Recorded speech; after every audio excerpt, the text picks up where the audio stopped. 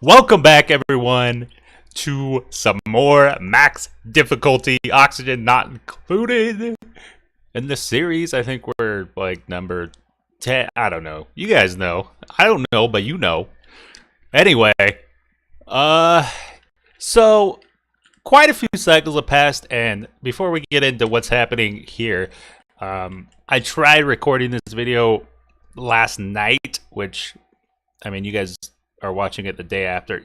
You know, we don't need to get into it, but I tried recording this when I was tired, and my brain was just all floppy, and it didn't work very well. So I kind of re-recorded it like a couple times. I was like, okay, you know what? We're just not doing it tonight. We'll do it tomorrow. And but by that time, so many cycles had passed that it was been like, what was the last one? 60 something. Oh no. It was 30, right? I am so unprepared. You know what?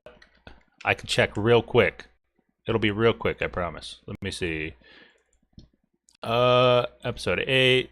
Let's see. There we go. 235. So the last episode was recorded cycle 235. So we've got 70, 60, I don't know, something like that cycles. And that's the reason why I was too tired to make a good episode that was entertaining, and I was kind of just mumbling and like stuttering over my words and stuff. So that's where we were. But today I'm refreshed. I just ate. I've got my tea. I'm ready to roll. So here we go. Yeah, so we've got some problems here with our power, or we did have some problems. We've already fixed it, but essentially these wires were being overloaded for many cycles, and I never thought that they would actually break, but they started breaking. So I had to disconnect the little shutoff here that was siphoning power off into my main system. So we're running off coal right now, but what I've done is set up a loop to get the excess hydrogen out. Instead of taking the power, I'm taking the hydrogen, which can be used for, you know, other things. But right now we're sending the hydrogen over to our thermonullifier, which we'll get into a second. But if we go down here and we look at my water, woo! That's not much, man. That's not much. So I'll go through about a square per cycle. It's 760 kilograms per cycle. I forgot to set a timer because I am super prepared. 1 second.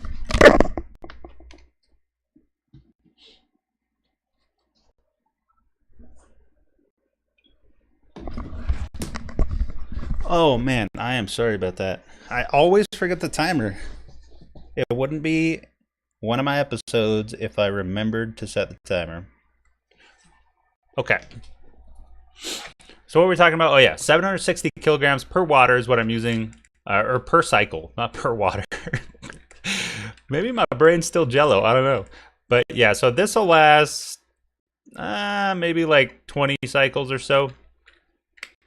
And then we'll be out of cold water for our blossoms. So I was on a time crunch to get some cooling systems set up. And you can see here I've got quite a big basin of water. Well, it's building up. It will build up. But yeah, we've been working on those cooling systems. And that's it. We took like everybody off of their jobs because we had such a big food bank. We didn't really need anybody doing anything else. We put them all on build to get this done. Since then, I've removed that. But so what do we got going here? Well, we've got 2 petroleum generators, which, by the way, I thought these generated 800 watts of power each. No, they're 2 kilowatts. That's why I built 2 of them. I thought I'd need 2 of them to run an aqua tuner. Just insane. But yeah, I built 2 of them, but now I have a lot of power, which I can, you know, sort of replace my coal up there with eventually. And we've got the heavy watt wire running. I tried initially to run just a regular wire and siphon power off as I needed it, just to put like low stress on the line, but it started breaking right away, so I wasn't able to do that. Oh yeah, there was a comment by Travis Newman who had some great suggestions on cooling this polypress down.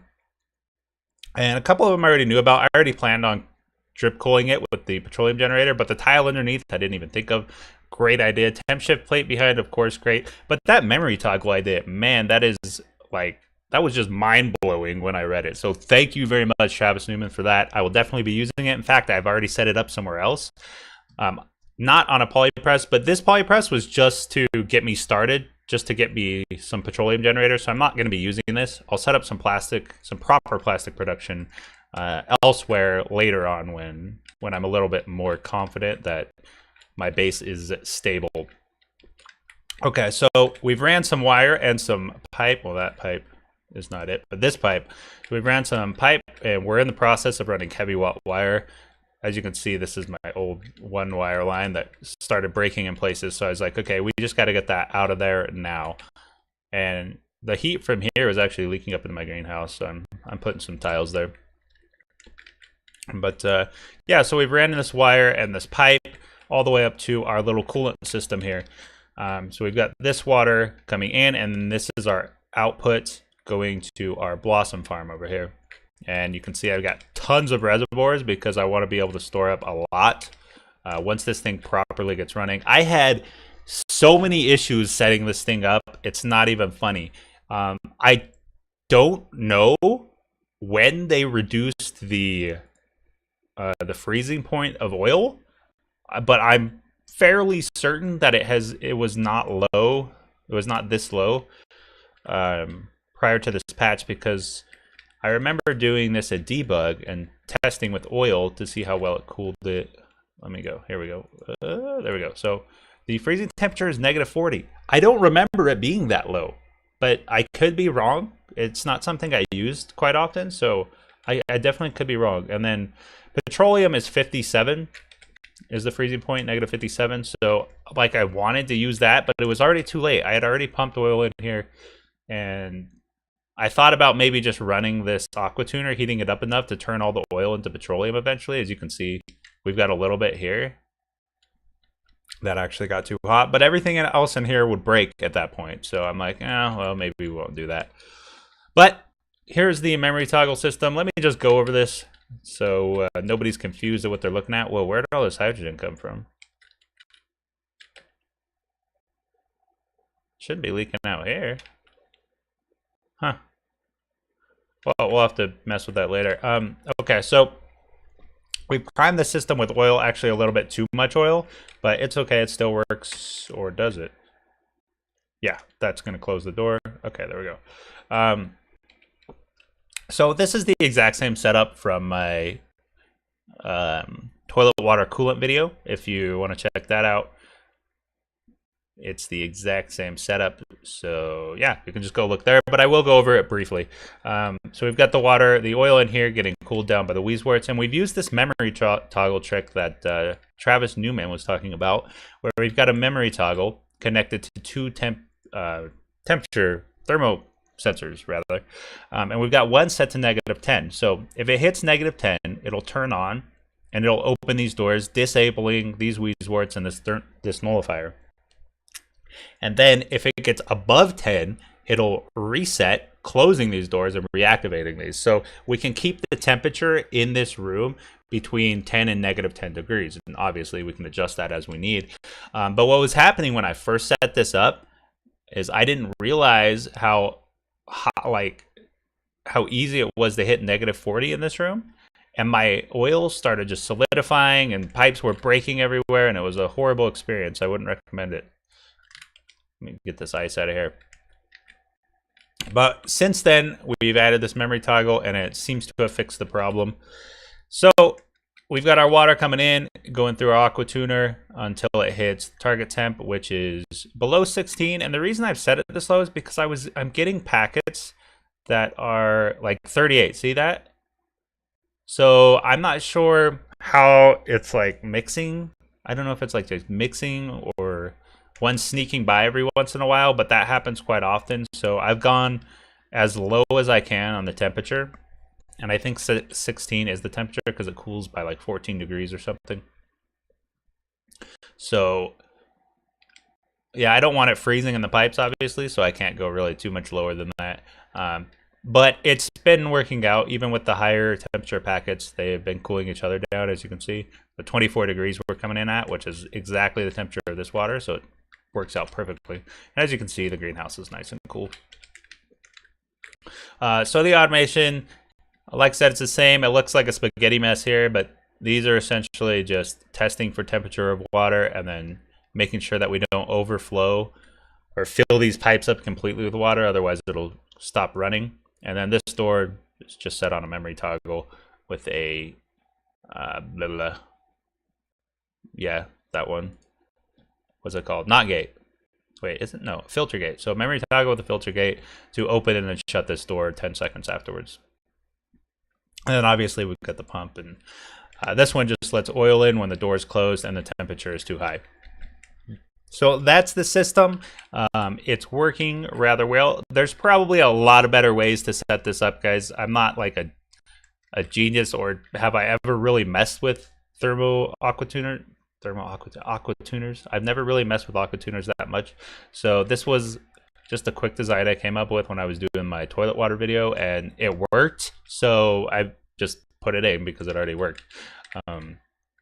We do have a wheeze wart over here, but it's not really doing a whole lot. This thing emits very little amount, but it emits 100% of its undormancy or its active period.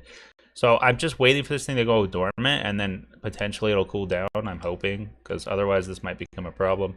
And I seriously don't know where all this hydrogen coming from. I'm assuming it's leaking out from here, but we're not even like down to the level where it could leak out. So I have no idea where that came from. Maybe it's just some sort of bug with the new patch. Sometimes these things happen where hydrogen sort of like, or gases show up and things when you patch over an old save file. I don't see it anywhere else though. That was already there. So maybe not. I don't know. Maybe not. Might have to like set up a pump and pump it over to the room. I might have to actually open a tile at the bottom here so it all gets forced out the bottom, because this door just may be too high up. I don't know. We'll mess with that later. I don't even know if I need the hydrogen in here, honestly. Hydrogen right at the top might be all I need to make that functional. But we do have our cooling systems set up, so I'm happy about that. So as long as we have power, which as long as these petroleum generators are running. So here is my thoughts going forward. Because this right here, this oil refinery, is so unreliable, as you can see, I have actually none. I'm using this coal. Actually, we want to stop at like 60, not 100. I'm using this coal generator to sort of be the backup in case, you know, my dupe doesn't get down here and make oil, which if I take her off operations, then she won't do, because this needs to be operated like 100% of the time. So I need to find another way to generate petroleum, and the only way to do that is to heat oil up, right, to 400 degrees. So that's what we're going to be focusing on. And at first I thought maybe I can combine the aqua tuner into the petroleum making process as well. So the aqua tuner would heat up, create the petroleum, which would power the aqua tuner, so it'd be an endless cycle, right? So that's my thoughts right now, and I'm probably going to go into debug and mess around with that. I don't know. Maybe I'll just look in the forums and see if there's already a build done for that. But I need to get rid of the oil refinery. So if anyone actually has any ideas on how you can effectively like heat oil up into petroleum, I guess I could just use lava. But lava runs out eventually. That's why I don't like using it. But anyway, I've already like figured it out by the time this video goes up. But if you have any ideas, post them in the comments. That would be very helpful. Thank you. And yeah, that's my plan. Because Ellie, look at that. Ellie, what are you doing? You literally just touched the machine, and you're like, okay. It's like walking into work, sitting down at your desk, then getting up and walking out and going home. It's like, okay, I've done my work for today. Gosh, these dupes, man. I tell you, they wait, what's going on here? Are we actually getting steam up here? I think this thing might actually be steaming through this. The wheeze wart may not be cooling it down fast enough. Oh, that's interesting. These things actually, it looks like they what's the word I'm looking for? It's like this one's dormant while this one's active. So they kind of switch off producing water for me, which is nice. So essentially I should always have a geyser producing water. Even though this, I don't think this is enough to cover my Wheezeworts or the Bristle Blossoms by itself. It'll still be quite a bit, and it'll kind of prevent this from going dry. Starting to get pretty toasty in this cold biome. And eventually this thing's just going to melt into heat and become this big red splotch, but it's fine. It's fine. We don't need to worry about that. We have opened up this down here in hopes that this Slickster will make us more... He's 100 temperature right now. In hopes that he'll make us more oil, but it doesn't seem to be. Molten Slickster, comfortable temperature. Whoa, livable range, 270. Okay, I was like, is he close to dying? Nope, he's fine. We don't need to worry about him. Although, maybe I should put like a plastic trap and then... Well, the plastic will melt, won't it? Where's food? Overheat temperature is 75. I wonder... I mean, it's not moving. Right? What if we do like a tile? And then once that's done, we'll build it right under him. Will that catch him? I mean, all we can do is try, right? We've got a little bit of plastic left over, so we can definitely use that. Okay, so yeah, next on the agenda is just trying to create with come up with an automated way to create. As you can see, we just ran out of power. And when we run out of power, all this runs out of power as well. Well, not this because it's got this battery, but this guy, you know what? I just realized how I can fix this.